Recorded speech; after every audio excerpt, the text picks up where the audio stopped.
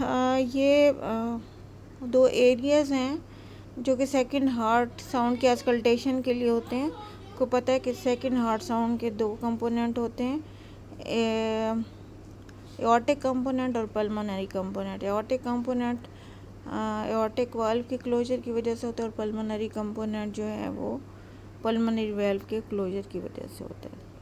तो इसको अगर हम अस्कल्टेट करना चाहते हैं एओर्टिक एरिया को या सेकंड हार्ट साउंड को साउंड में एओर्टिक पार्ट को अस्कल्टेट करना चाहते हैं स्टेथो के ज़रिए, तो इसके लिए जो हमारे पास एरिया होगा वो सेकंड इंटरकोस्टल स्पेस में राइट स्टर्नल बॉर्डर के साथ होगा।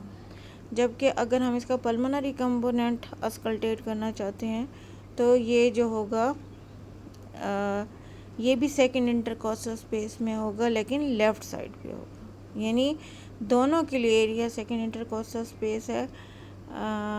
एओर्टिक का right second intercostal space near the sternum और जो पल्मोनरी कंपोनेंट है उसका भी लेफ़्ट सेकंड इंटरकोस्टल स्पेस है नियर द स्टर्नम।